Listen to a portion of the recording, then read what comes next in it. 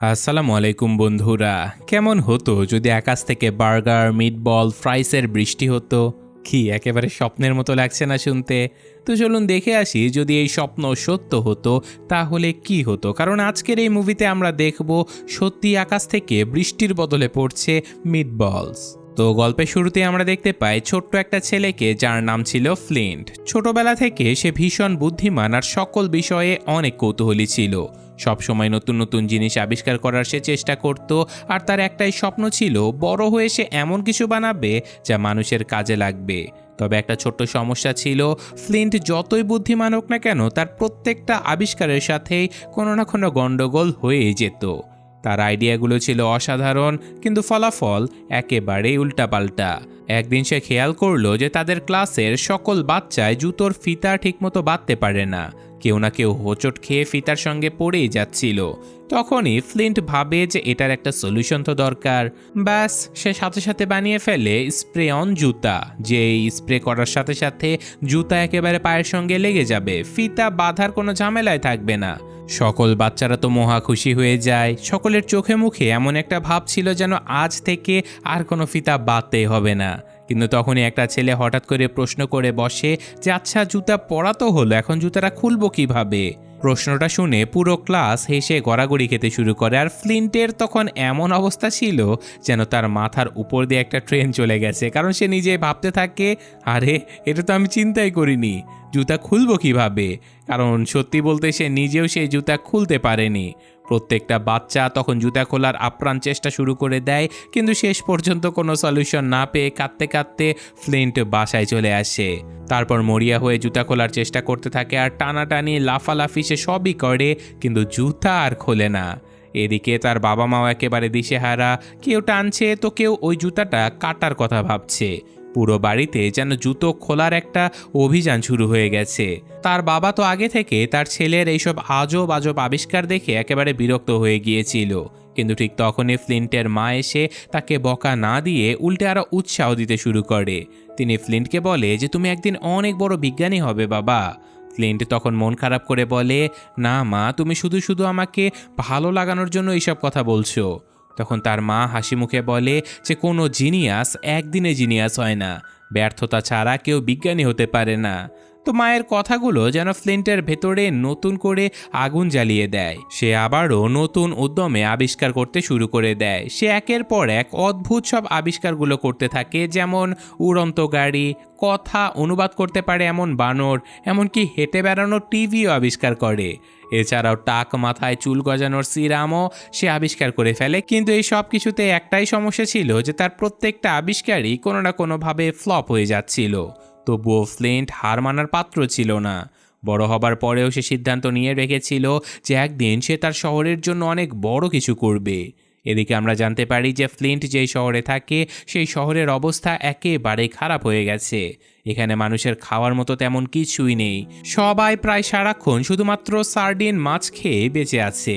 এখন সত্যি কথা বলতে দিনে 3 বেলা মাছ খেতে খেতে যে কারো জীবন অতিষ্ঠ হয়ে যাবে। ফ্লিন্ট তাই সিদ্ধান্ত নেয় যে এবার সে এমন কিছু বানাবে যা পুরো শহরের খাবারের এই সমস্যাটাই মিটিয়ে দেবে। সে এমন একটা মেশিন বানানোর কাজ শুরু করে যেটা পানিকে খাবারে পরিণত করতে পারবে। অর্থাৎ আপনি যা চাইবেন মেশিন সেটাই তৈরি করে দেবে, তাও শুধুমাত্র পানির মাধ্যমে। আর ফ্লিন্ট অনেক পরিশ্রমের পরে অবশেষে সেই মেশিনটা বানিয়েও ফেলে। মেশিনের ভেতরে সকল ডেটা সে সেট করে দেয় আর পরীক্ষা করার জন্য সে এখন একটা চিজ বার্গারের অর্ডারও করে। মেশিনটা ধীরে ধীরে কাজও শুরু করে দেয়। এটা দেখে ফ্লিন্টের চোখে মুখে তখন একেবারে উত্তেজনা ছড়িয়ে পড়ে। মনে হচ্ছিল যে একটু পরেই হয়তো তার হাতে গরম গরম বার্গার চলে আসবে। কিন্তু না, যেখানে ফ্লিন্ট সেখানে তো গন্ডগোল হবেই। হঠাৎ করে মেশিনটা নিয়ন্ত্রণের বাইরে চলে যায়। পুরো শহরের মধ্যে রকেটের মতো ছুটতে শুরু করে সেটা, এমনকি পুরো শহরের বিদ্যুৎ পর্যন্ত চলে যায়। ফ্লিন্টের বাবা তখন ভীষণ রেগে যায়। তিনি চিৎকার করে বলে যে তোমার এইসব আজব কাজকর্ম আর কতদিন চলবে। তিনি ফ্লিন্টকে দ্রুত এইসব কিছু বন্ধ করতে বলে, আর তার সাথে এটাও বলে যে সময় নষ্ট না করে যেন দোকানে এসে তাকে কাজে সাহায্য করে। তাই না চাইতেও শেষ পর্যন্ত ফ্লিন্টকে তার আবিষ্কার বাদ দিয়ে তার বাবার দোকানে কাজ করতে যেতে হয়। সে সারা দিন তার বাবার দোকানে কাজ করতে থাকে। তারপর তার বাবা দোকান থেকে বেরিয়ে যায়, কারণ শহরে একটা নতুন পার্কের উদ্বোধন হতে চলেছে। আজকে পুরো শহরে উৎসবের আমেজ লেগে গেছে, আর শহরের মেয়র নিজে সেই পার্কের উদ্বোধন করবে। আর এই সব কিছুর খবর কভার করার জন্য সেখানে একজন তরুণী রিপোর্টার চলে আসে, যার নাম ছিল স্যাম। স্যাম খুবই সিরিয়াস রিপোর্টার সাজার চেষ্টা করলেও ভেতরে ভেতরে সে খুবই নার্ভাস ছিল, কারণ তাকে আবহাওয়ার খবরের মতো বিরক্তিকর সেগমেন্ট দিতে বাধ্য করা হয়েছিল, যেটা সে একেবারেই করতে চায়নি। এদিকে ফ্লিন্ট কিন্তু এখনও থামেনি। শহরের বিদ্যুৎ চলে যাবার পরেও সে তার মেশিনটা ঠিক করার চেষ্টায় ব্যস্ত হয়েছিল। সে মেশিনটাকে নিয়ে চলে যায় মূল পাওয়ার স্টেশনের দিকে, যেখানে একজন পুলিশ অফিসার তাকে আটকানোর চেষ্টা করলে ফ্লিন্ট চালাকি করে সেখান থেকে পালিয়ে চলে যায়। এরপর সে মেশিনে আবারও পাওয়ার চালু করে দেয়, আর মুহূর্তের মধ্যেই মেশিনের ভেতরে ভয়ঙ্কর পরিমাণে এনার্জি জমতে শুরু করে। আর তারপরেই বুম, এক বিশাল বিস্ফোরণ হয়ে যায়। আর ফ্লিন্ট তখনও ভুল করে মেশিনটা ধরেছিল, ফলে মেশিনটা তাকে সাথে করে নিয়ে রকেটের মতো পুরো শহরের আকাশে ঘুরতে শুরু করে। ওদিকে পার্কের উদ্বোধনে অসংখ্য মানুষ জড়ো হয়েছিল, কিন্তু ফ্লিন্টের সেই উড়ন্ত যন্ত্র এসে পুরো অনুষ্ঠান একেবারে তছনছ করে ফেলে। বড় বড় কাচের স্ট্রাকচার ভেঙে চারিদিকে উঠতে থাকে, আর এইসব কিছু দেখে মানুষেরা নিজেদের প্রাণ বাঁচাতে দৌড়ে পালাচ্ছিল।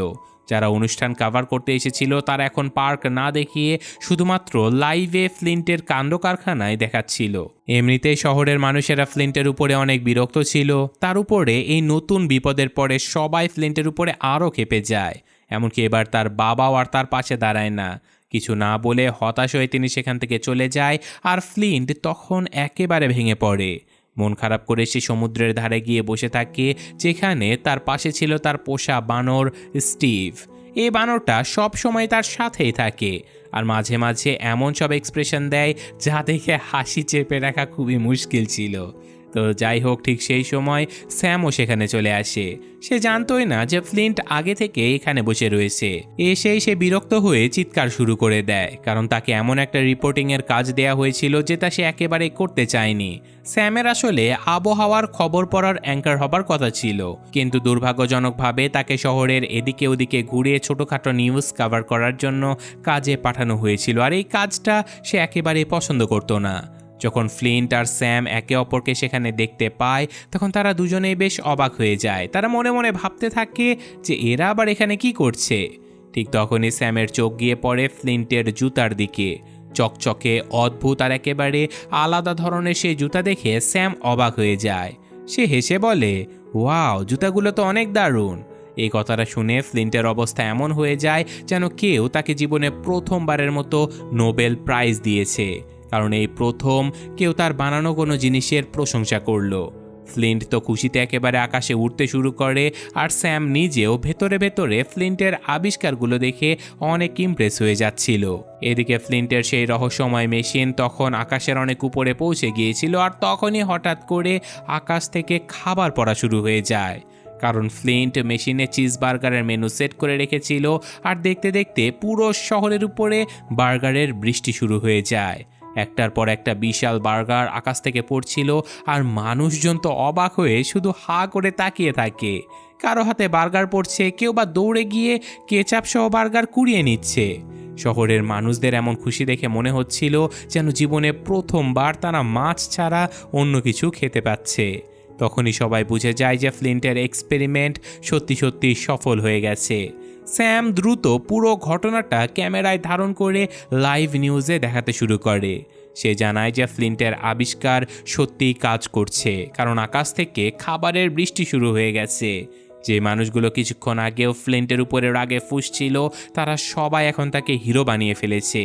সবাই এসে ফ্লিন্টকে অনুরোধ করতে থাকে, যদি তুমি বার্গার বানাতে পারো তাহলে অন্য খাবারও বানাতে পারবে, প্লিজ আমাদের জন্য আরও কিছু খাবার বানাও। এখন তো পুরো শহরের আশা ভরসা সবই গিয়ে পড়েছিল ফ্লিন্টের উপরে। স্যাম এবার উত্তেজিত হয়ে ফ্লিন্টকে বলে যে আমি কি তোমার ল্যাবরেটরিটা দেখতে পারি, প্লিজ আমাকে নিয়ে চলো না। ফ্লিন্ট তো এমনিতেই স্যামের সঙ্গে কথা বলার সুযোগ খুঁজছিল, কারণ প্রথম দেখাতে তার স্যামকে অনেক ভালো লেগে গিয়েছিল। তাছাড়াও প্রথমবার স্যামই তার প্রশংসা করেছে। তো যাই হোক, এইসব কারণে ফ্লিন্ট সঙ্গে সঙ্গে স্যামের কথায় রাজি হয়ে যায়। এরপর ফ্লিন্ট আনন্দে দৌড়ে তার বাবার কাছে চলে যায়, কারণ সে ভেবেছিল যে এবার অন্তত তার বাবা তাকে নিয়ে গর্ব করবে। কিন্তু না, তার বাবা তখনও আগের মতোই রেগেছিল, কারণ তিনি মনে করেছিল যে এইসব শুধুমাত্র ভাগ্যক্রমে হয়ে গেছে। এটার পেছনে আসলে ফ্লিন্টের তেমন কোনো হাতই ছিল না। ফ্লিন্ট অনেক বোঝানোর চেষ্টা করে যে সে সত্যি অনেক বড় কিছু বানিয়েছে, কিন্তু তার বাবা যেন কিছুতেই বিশ্বাস করতে চাচ্ছিল না। এরপর ফ্লিন্ট স্যামকে নিয়ে নিজের গোপন ল্যাবরেটরিতে চলে যায়, আর ল্যাবে ঢুকে স্যামের চোখ একেবারে কপালে উঠে যায়, কারণ এই জায়গাটা দেখতে পুরো সিনেমার সায়েন্স ল্যাবের মতো ছিল।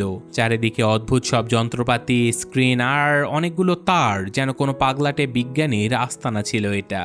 ফ্লিন্ট তখন খুবই উত্তেজিত হয়ে স্যামকে তার মেশিনের এই পুরো সিস্টেমটা বোঝাতে শুরু করে।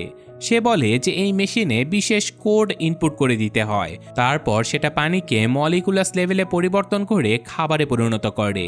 আর সবচেয়ে অবাক করার ব্যাপার হলো, এত সব খাবার তৈরি হচ্ছে শুধুমাত্র পানি ব্যবহার করে। এরপর ফ্লিন্ট স্যামকে জিজ্ঞাসা করে, আচ্ছা তোমার কি ব্রেকফাস্ট খেতে ইচ্ছে করছে? স্যাম হ্যাঁ বলতেই ফ্লিন্ট মেশিনের ব্রেকফাস্ট মেনু সেট করে দেয়, আর মুহূর্তের মধ্যেই পুরো শহরের আকাশ থেকে প্যানকেক আর অমলেট পড়তে শুরু করে। কেউ মুখ খুলে দাঁড়িয়ে থাকে যেন সরাসরি মুখে খাবার পড়ে, তো আবার কেউ প্লেটে নিয়ে রাস্তায় দৌড়াতে থাকে। শহর জুড়ে একেবারে খাবারের উৎসব শুরু হয়ে যায়। এদিকে শহরের মেয়র তো খেতে খেতে প্রায় পাগল হয়ে গিয়েছিল। মেয়রের চোখে মুখে এত আনন্দ ছিল যেন সে তার জীবনের সবচেয়ে বড় ধন খুঁজে পেয়ে গেছে। এখন সে ফ্লিন্টকেও খুবই বিশেষভাবে ট্রিট করতে শুরু করে, এমনকি স্যামকেও বলে, এসো এসো আমার সঙ্গে পার্সোনালি কথা বলো, আমার ইন্টারভিউ নাও। মেয়রের মতে ফ্লিন্টের জন্য এখন পুরো শহরের ভাগ্য বদলে যেতে শুরু করেছে। যদি এভাবে চলতে থাকে তাহলে তাদের শহর পৃথিবীর সবচেয়ে বিখ্যাত শহর হয়ে যাবে। মেয়রের মাথায় তখন বড় বড় স্বপ্ন ঘুরছিল, তার মতে ফ্লিন্টের এই খাবারের বৃষ্টি পুরো শহরটাকে বদলে দিতে পারে। এখন আর কেউ তাদের শহর নিয়ে হাসাহাসি করবে না, বরং বাইরের মানুষ এখানে ঘুরতে আসবে শুধুমাত্র আকাশ থেকে পড়া খাবার দেখার এবং খাবার জন্য। শহরটা হবে পৃথিবীর সবচেয়ে আকর্ষণীয় জায়গাগুলোর মধ্যে একটা। আর সত্যি বলতে ফ্লিন্ট নিজেও তো ছোটবেলা থেকে এমন কিছুই করতে চেয়েছিল যাতে করে মানুষ তাকে মনে রাখে, তার আবিষ্কার দিয়ে মানুষের জীবন বদলে যায়। এই কারণে সে মেয়রের সকল কথায় রাজি হয়ে যায়। তো এর পরদিন থেকে ফ্লিন্ট দিনে 2-3 বার করে আকাশ থেকে বিভিন্ন খাবারের বৃষ্টি ঝরাতে থাকে। কেউ পিৎজা চাইতে থাকে, কেউ বার্গার, আবার কেউ বিশাল বিশাল ডোনাট। আর ফ্লিন্ট যেন পুরো শহরের ফুডের জিনি হয়ে গেছে। যে যা খাইতে যাচ্ছে আকাশ থেকে সেটাই ঝরে পড়ছে। ধীরে ধীরে শহরের মানুষ একেবারে অভ্যস্ত হয়ে যায় এই অদ্ভুত ব্যাপারের সাথে, আর এখন কেউ খাবার কিনেও খায় না, শুধুমাত্র অর্ডার দিলেই আকাশ থেকে ডেলিভারি চলে আসে। তবে এইসব কিছুতে আবার একটা সমস্যা দেখা দেয়, কারণ এত এত খাবার রাস্তায় পড়ে পুরো শহর একেবারে নোংরা হয়ে যাচ্ছিল। তাই ফ্লিন্ট আবারও নতুন একটা মেশিন বানায়। এই মেশিনটা আবার নিচে পড়ে থাকা সকল খাবারগুলো জড়ো করে শহরের বাইরে ফেলে দিত। মানে একদিকে খাবারের বৃষ্টি, অন্যদিকে খাবার পরিষ্কার করার মেশিন। ফ্লিন্ট পুরো সিস্টেমটাকে সেট করে ফেলেছিল। ছোট বাচ্চাদের জন্য কখনো ক্যান্ডির বৃষ্টি হতো, আবার বড়দের জন্য আলাদা আলাদা খাবার। পুরো শহরের মানুষ এখন ফ্লিন্টকে নিয়ে পাগল প্রায় ছিল, এমনকি তার নামে পোস্টার পর্যন্ত ছাপা শুরু হয়ে যায়। যে ছেলেটাকে একসময় সবাই আজব ভাবত, আজকে সেই ছেলেটাই শহরের সবচেয়ে বড় হিরো হয়ে গেছে। একদিন সেই পুলিশ অফিসার যে আগে ফ্লিন্টকে থামানোর চেষ্টা করেছিল, সে নিজেই ফ্লিন্টের কাছে আসে। খুব অনুরোধ করে সে বলে যে কালকে আমার ছেলের জন্মদিন, প্লিজ কিছু একটা করে ওই দিনটাকে স্পেশাল বানিয়ে দিও। ফ্লিন্ট আত্মবিশ্বাসের সাথে বলে যে চিন্তা করবেন না অফিসার, কালকের দিনটা আপনার ছেলে কখনো ভুলতে পারবে না। এরপর ফ্লিন্ট একটা দারুণ আইডিয়ার উপরে কাজ শুরু করে দেয়। আজকের থিম ছিল আইসক্রিম। তো পরদিন সকালে পুরো শহরের মানুষ ঘুম থেকে উঠে যা দেখে সেটা যেন স্বপ্নের থেকেও সুন্দর ছিল, কারণ চারিদিকে শুধু আইসক্রিম আর আইসক্রিম পড়েছিল। পুরো শহরটা বিশাল একটা আইসক্রিমের দুনিয়াতে পরিণত হয়ে যায়, কারণ বাড়ির ছাদ, রাস্তা, গাছ সব কিছুই আইসক্রিমে ঢাকা ছিল। কোথাও স্ট্রবেরি, কোথাও চকলেট, তো কোথাও আবার ভ্যানিলা। দেখতে দেখতে পুরো জায়গাটা বরফের রাজ্য হয়ে যায়। পুলিশ অফিসারের ছোট্ট ছেলে ঘুম থেকে উঠে পুরো দৃশ্য দেখে আনন্দে আত্মহারা হয়ে যায়। সে তার বাবার সঙ্গে দৌড়াদৌড়ি করে আইসক্রিমে স্লাইড করে মজা করতে থাকে। পুরো শহরের মানুষ সেদিন বাচ্চাদের মতো আনন্দ করছিল। ফ্লিন্টের তো এইসব কিছু দেখে খুশি হওয়ার কথা ছিল, কিন্তু ভেতরে ভেতরে তার একটু মন খারাপ হয়, কারণ তার নিজের বাবার সঙ্গে তার সম্পর্কটা তখনও ঠিক হয়নি। তো এত কিছু করার পরেও তার বাবা যেন তাকে পুরোপুরি বুঝতেই চাচ্ছিল না। ঠিক তখনই সেখানে স্যাম চলে আসে, যে কিনা ফ্লিন্টের সঙ্গে কথা বলতে শুরু করে। স্যাম ফ্লিন্টের কাজগুলো দেখে ভীষণ ইমপ্রেস হয়ে গিয়েছিল। তার চোখে ফ্লিন্ট এখন শুধুমাত্র অদ্ভুত কোনো বিজ্ঞানী নয়, বরং সত্যিকারের ট্যালেন্টেড একজন মানুষ ছিল। সে ফ্লিন্টকে আইসক্রিমের মধ্যে খেলতে ডাক দেয়, কিন্তু ফ্লিন্ট একবারও তার ডাকে মানা করে না। তারা দুজন একসঙ্গে ছোট বাচ্চাদের মতো আইসক্রিমের মধ্যে দৌড়াদৌড়ি, স্লাইড আর খেলাধুলা করতে থাকে। এই মুহূর্তগুলো তাদের দুজনের মধ্যে সুন্দর একটা সম্পর্ক তৈরি করে দেয়।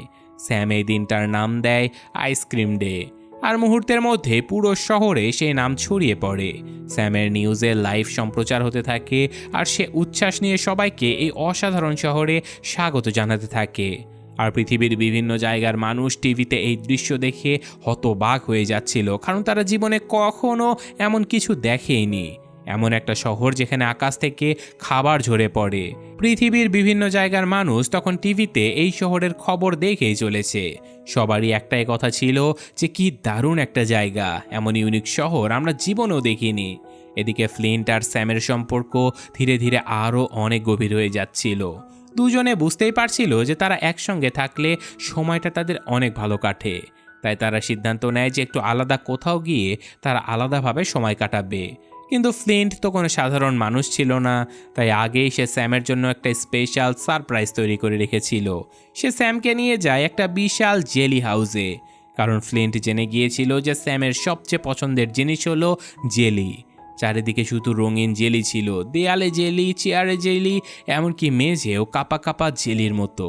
পুরো জায়গাটা দেখে স্যাম তো একেবারে খুশিতে আত্মহারা হয়ে যায়। সে ছোট বাচ্চাদের মতো জেলির মাঝে লাফালাফি করতে থাকে, আর ফ্লিন্ট দাঁড়িয়ে দাঁড়িয়ে শুধু তার হাসিটাই দেখছিল। দুজন তখন অনেকক্ষণ ধরে গল্প করতে থাকে।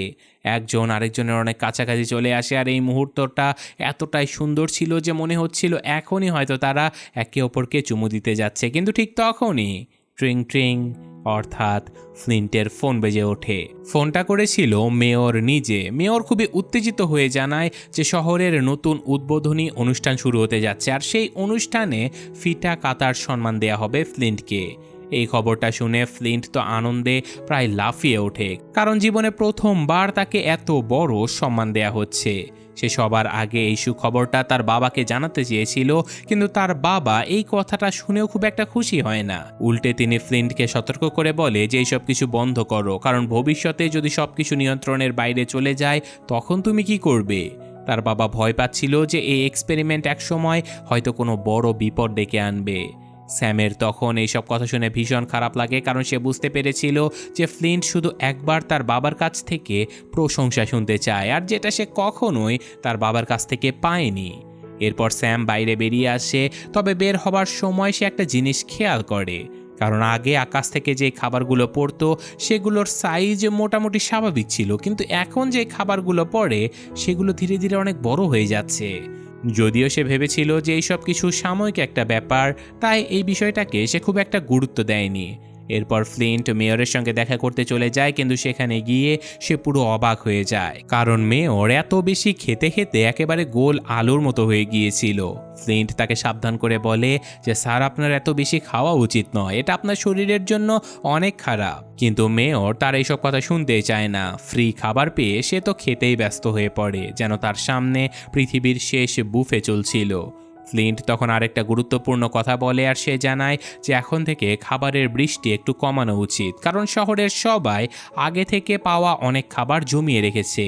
তার উপর খাবারগুলো আকারে অস্বাভাবিকভাবে বড় হয়ে যাচ্ছে। কিন্তু মেয়র সঙ্গে সঙ্গে সেই প্রস্তাব বাতিল করে দেয়। সে বলে যে না, একেবারেই না, যেভাবে খাবার পড়ছে সেভাবেই পড়তে দাও, এটাই তো আমাদের শহরকে বিখ্যাত বানাচ্ছে। মেয়রের মাথায় তখন শুধু জনপ্রিয়তা আর টাকার চিন্তা ছিল, কারণ বিপদ যে ধীরে ধীরে সামনে আসতে চলেছে সেটা সে বুঝতেই পারছিল না। তো অবশেষে সেই বিশেষ দিন চলে আসে যেদিন শহরটাকে নতুনভাবে সবার সামনে উপস্থাপন করা হবে। পুরো শহরের মানুষ এখানে জড়ো হয়েছিল, এমনকি আশেপাশের এলাকা আর অন্য শহর থেকেও প্রচুর পর্যটক এসেছিল। সবাই শুধুমাত্র একবার ফ্লিন্টকে দেখতে চাচ্ছিল, আর ফ্লিন্টও এইসব কিছু দেখে অনেক খুশি হয়ে যায়, কারণ তার জীবনে এই প্রথমবার সে এত মানুষের ভালোবাসার সম্মান পাচ্ছিল। হাসি মুখে সেই শহরের উদ্বোধনের ফিতাটা কেটে ফেলে, কিন্তু ঠিক তখনই হঠাৎ পুরো আবহাওয়া বদলে যেতে শুরু করে। সবাই ভেবেছিল যে এবার হয়তো স্বাভাবিক খাবারের বৃষ্টি হবে, কিন্তু আকাশ থেকে পড়তে শুরু করে বিশাল বিশাল নুডলস। আর কয়েক সেকেন্ডের মধ্যেই সেই নুডলস ভয়ঙ্কর এক টর্নেডোতে পরিণত হয়ে যায়। বিশাল নুডলসের ঘূর্ণিঝড় পুরো শহর একেবারে তছনছ করতে শুরু করে। চারিদিকে মানুষ চিৎকার করতে থাকে, দৌড়াতে থাকে, আর পুরো অনুষ্ঠান মুহূর্তের মধ্যেই আতঙ্কে পরিণত হয়ে যায়। ফ্লিন্ট তখনই বুঝতে পারে যে কিছু একটা ভয়ানক সমস্যা হয়ে গেছে। সে দ্রুত নিজের ল্যাবরেটরিতে ফিরে আসে, আর সেখানে গিয়ে সে যা দেখতে পায় তাতে সে পুরো হতবাক হয়ে যায়। কারণ মেয়র নিজের জন্য অতিরিক্ত খাবারের অর্ডার দিয়েছিল, আর এত বেশি অর্ডারের চাপ সামলাতে না পেরে মেশিনটা বিকৃত হয়ে গেছে। আর এই কারণে এখন খাবারের আকার অস্বাভাবিকভাবে বড় হয়ে যাচ্ছে। তার থেকেও ভয়ঙ্কর ব্যাপার হলো যে খাবার তৈরি করার মূল মেশিনটাই বিস্ফোরিত হয়ে গেছে। ফ্লিন্ট তখন বুঝতেই পারছিল না যে এখন সব কিছু কীভাবে সে নিজের নিয়ন্ত্রণে আনবে। ওদিকে বাইরে মানুষ ভাবছিল যে এই বুঝি সব শেষ হয়ে গেছে, যা হওয়ার তা হয়ে গেছে, কিন্তু আসল বিপদ এখনও শুরুই হয়নি। স্যাম তখন সরাসরি ওয়েদার ফরকাস্ট চেক করে, আর সে যা দেখে তাতে তার মুখের রঙই পাল্টে যায়। কারণ এবার শুধু এই শহর না, পৃথিবীর বিভিন্ন জায়গাতেও ভয়ঙ্কর খাবারের ঝড় শুরু হতে চলেছে। মানে পুরো পৃথিবী বিপদের মুখে পড়ে গেছে। ফ্লিন্ট তখন এতটাই হতাশ হয়ে পড়ে যে সব কিছু ছেড়ে সেখান থেকে পালিয়ে যায়। সে গিয়ে একটা ডাস্টবিনের ভেতরে বসে থাকে। নিজেকে তখন তার সবচেয়ে বড় ব্যর্থ মানুষ মনে হচ্ছিল। ঠিক সেই সময় তার বাবা সেখানে চলে আসে, আর ফ্লিন্ট ভেবেছিল যে এবার হয়তো তার বাবা তাকে বকা দেবে। তিনি চুপচাপ ফ্লিন্টের পুরনো সাদা সায়েন্টিস্ট কোটটা তুলে এনে তার হাতে দিয়ে দেয়, আর তারপর কিছু না বলেই সেখান থেকে চলে যেতে থাকে। কিন্তু এই ছোট্ট কাজটাই ফ্লিন্টকে নতুন করে শক্তি দেয়। তার মায়ের কথাগুলো তার আবারও মনে পড়ে যায় যে খারাপ পরিস্থিতি থামাতে যে পারবে সে মানুষটা একজনই, যে কিনা এই খারাপ পরিস্থিতি তৈরি করেছে। আর তখন ফ্লিন্ট আবারও দাঁড়িয়ে যায়, আর সে সিদ্ধান্ত নেয় যে হ্যাঁ, সে ভুল করেছে, আর এই ভুলটা তাকে ঠিক করতে হবে। এরপর সে তার নতুন প্ল্যান নিয়ে কাজে নেমে পড়ে। মেশিনের বাকি অংশগুলো জড়ো করে আবারও প্রস্তুত করতে শুরু করে, কারণ এবার তাকে শুধু নিজের শহর নয়, পুরো পৃথিবীকে বাঁচাতে হবে। এরপর ফ্লিন্ট দ্রুত আরেকটা মেশিন তৈরি করে, কারণ এবার তাকে যে কোনো মূল্যে ওই ভয়ঙ্কর বিপর্যয় থামাতেই হবে। সে তার উড়ন্ত গাড়িটা প্রস্তুত করে ফেলে, তার সাথে নেয় স্যাম আর নিজের বাবাকেও। তিনজন মিলে আকাশের দিকে রওনা দেয়, আর সেই বিশাল মেশিনটাকে থামানোর চেষ্টা করে। কিন্তু তারা উপরে উঠতে উঠতে পরিস্থিতি আরও ভয়ঙ্কর হয়ে যেতে শুরু করে। আকাশ থেকে বিশাল বিশাল খাবার পড়ছিল, কোথাও দৈত্যাকার পিৎজা, তো কোথাও বিশাল বিশাল বার্গার। মানুষজন এসব খাবারের নিচে পড়ে প্রাণ হারাচ্ছিল, এমনকি প্রাণ বাঁচিয়ে তারা দৌড়াচ্ছিল। পুরো শহর যেন খাবারের দানবদের আক্রমণের শিকার হয়ে গেছে। আর যত উপরে তারা উঠছিল ততই দেখা যাচ্ছিল যে খাবারগুলো এখন আর শুধু খাবার নেই, সেগুলো সত্যিকারের মনস্টারে পরিণত হয়েছে। বিশাল বিশাল চিকেন দানব, জীবন্ত খাবারের পাহাড়, সবকিছু মিলিয়ে একেবারে দুঃস্বপ্নের মতো অবস্থা। সেই খাবারের দানবগুলো ফ্লিন্টদের পথ আটকে দিতে শুরু করে, কিন্তু তারা কেউই হার মানে না। যেভাবেই হোক তাদের সামনে এগোতেই হবে। স্যাম চেষ্টা করছিল নুডলসের ঝড়টা সামলাতে, কিন্তু পরিস্থিতি এতটাই নিয়ন্ত্রণের বাইরে চলে গিয়েছিল যে কিছুতেই ওই মেশিনটাকে থামানো যাচ্ছিল না। ঠিক তখনই ফ্লিন্টের মাথায় একটা পুরনো আইডিয়া চলে আসে। সে মনে করছিল যে সে ছোটবেলায় যে স্প্রে অন জুতাটা বের করেছিল, সেই জুতা একবার পরে ফেললে সেটাকে তো আর খোলা যেত না। অদ্ভুত হলেও সেই ব্যর্থ আবিষ্কারটাই এবার তার কাজে লাগতে চলেছে। ফ্লিন্ট দ্রুত সেই স্প্রে পুরো মেশিনের উপরে ছড়িয়ে দেয়, যাতে করে মেশিনটা পুরোপুরিভাবে আটকে যায়। তার পরিকল্পনা ছিল যে মেশিন যদি বিস্ফোরিতও হয়, তবুও সেটা যেন পৃথিবীর মানুষের কোনো ক্ষতি করতে না পারে। এদিকে স্যাম আর ফ্লিন্টের বাবা নিরাপদ জায়গাতে সরে যেতে সক্ষম হয়, কিন্তু শেষ মুহূর্তে ফ্লিন্ট একাই সেখানে থেকে যায়। তারপর বুম, এক ভয়ঙ্কর বিস্ফোরণ ঘটে। বিস্ফোরণের পর ফ্লিন্ট আকাশ থেকে নিচে পড়ে যেতে থাকে, আর নিচে দাঁড়িয়ে থাকা সবাই আতঙ্কে একেবারে জমে যায়। কারো মুখে কোনো কথাই ছিল না, কারণ এবার আকাশ একেবারে পরিষ্কার হয়ে গেছে। সেই বিশাল মেশিনটাও ধ্বংস হয়ে গেছে, খাবারের ঝড়ও থেমে গেছে, সবকিছু আবারও স্বাভাবিক হতে শুরু করেছে। কিন্তু সবাই তখন একটা কথাই ভাবছিল, ফ্লিন্ট কি বেঁচে আছে? চারিদিকে শোকের পরিবেশ তৈরি হয়ে যায়, আর স্যাম আর ফ্লিন্টের বাবা দুজনেই ভেঙে পড়েছিল। ঠিক তখনই উপরের আকাশ থেকে অদ্ভুত কিছু উড়ন্ত ইঁদুর নিচে নামতে আমরা দেখতে পারি, আর তাদের মাঝখানেই ছিল ফ্লিন্ট, যেটা দেখে সবাই আনন্দে চিৎকার করে ওঠে, কারণ ফ্লিন্ট বেঁচে গিয়েছিল। মজার ব্যাপার হলো এই উড়ন্ত ইঁদুরগুলোকেও কিন্তু ফ্লিন্টই বানিয়েছিল। তার অদ্ভুত অদ্ভুত আবিষ্কারগুলোর একটা এবার সত্যি সত্যি তার জীবন বাঁচিয়ে দিল। তো এই সব কিছু ঠিক হয়ে যাবার পরে অবশেষে ফ্লিন্টের বাবার উপলব্ধি হয়, তিনি বুঝতে পারে যে হ্যাঁ, ফ্লিন্ট ভুল করেছিল, কিন্তু সেই ভুলটা সে ঠিকও করেছে নিজেই। আর তখন প্রথমবারের মতো তিনি সত্যিকারের গর্বিত অনুভব করেন নিজের ছেলেকে নিয়ে। শেষমেশ বাবা আর ছেলে একে অপরকে ক্ষমা করে দেয়, আর তখন পুরো শহর আনন্দে মেতে ওঠে, কারণ তাদের হিরো আবারও ফিরে এসেছে। আর ফ্লিন্টও এই সুযোগটা হাতছাড়া করে না। সে সবার সামনে স্যামকে নিজের মনের কথা বলে দেয়, মানে একেবারে প্রপোজ করে বসে। স্যাম নিজেও হাসি মুখে তার প্রস্তাবটা গ্রহণ করে, আর এদিকে পুরো শহর আবারও নতুন করে উদযাপন করতে শুরু করে, কারণ সব বিপদ শেষ হয়ে গেছে। তবে মুভির একদম শেষের দৃশ্যে আমরা মেয়রকে দেখতে পাই যে কিনা খেতে খেতে এতটাই বেশি মোটা হয়ে গিয়েছিল যে সে পানির উপরে ভেসে বেড়াচ্ছিল। আর ভাসতে ভাসতে এসে স্বীকার করে তার সিদ্ধান্তটা ভুল ছিল। লোভ না করলে হয়তো এত বড় বিপদ কখনোই হতো না। তো এভাবে এই অসাধারণ গল্পটা শেষ হয়ে যায়। আশা করি ভালোই লেগেছে। এই মুভির একটা সেকেন্ড পার্টও আছে, যদি আপনাদের এটা ভালো লাগে কমেন্টে জানাবেন, আমি সেকেন্ড পার্টটা দ্রুতই নিয়ে হাজির হব। আর হ্যাঁ, আজকের মতো এখানেই বিদায় নিচ্ছি। ভালো থাকবেন, আল্লাহ হাফেজ।